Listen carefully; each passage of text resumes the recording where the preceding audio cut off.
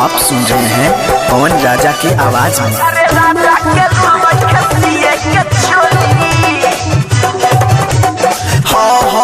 नाम के मिलल फतार मोरा तरजी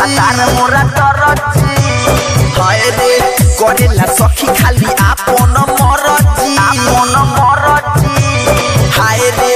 नाम के मिलल फतार मोरा तरजी करेला सखी खाली आपन मरजी का कहीं सखिया लाज के बतिया का कहीं सखिया लाज के बतिया लुर नइखे बोले के बोली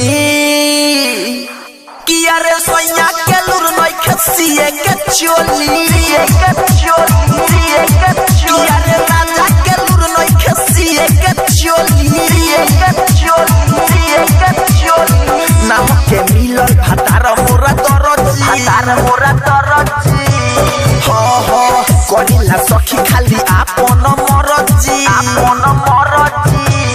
हाय रे नाम के मिलल फतार मोरा तरजी करेला सखी खाली आपन मरजी का कहीं सखिया लाज के बतिया का कहीं सखिया लाज के बतिया लुर नइखे बोले के बोली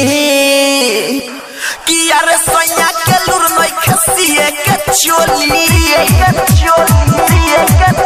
अरे राजा के लुर नइखे सिए के चोली DJ Amit Raj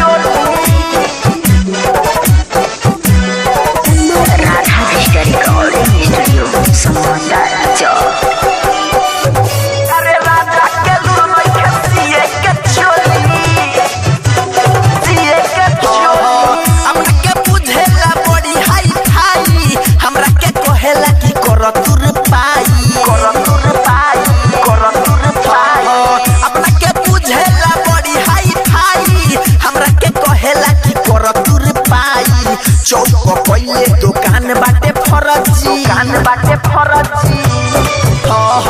बाटेला घूमी घूमी आपन परची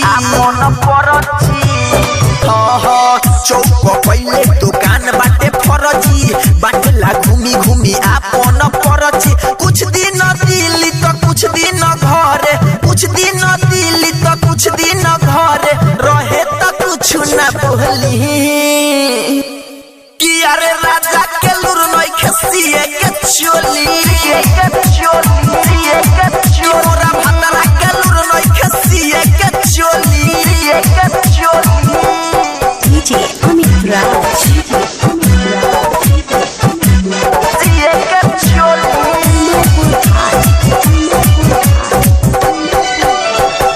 अरे राजा के लुर नइखे सिए के चोली नैहर चल जाई करता मन हो माने ना बात हमार राजा पवन हो नैहर चल जाई करता मन हो माने ना बात हमार राजा पवन हो पति पपिसिया के काठी बताई पारस रविंदर के का समझाई हाय हाय पति पपिसिया के कैसे बताई पारस रविंदर के काठी समझाई खिचे पूरा नाइट हो जाला टाइट खिचे पूरा नाइट हो जाला टाइट आवते करेला ठिठोली किया रे राजा के लुर नइखे सिए के चोली मोरा भतरा के लुर नइखे सिए के चोली Radha Krishna Recording Studio Samanda Job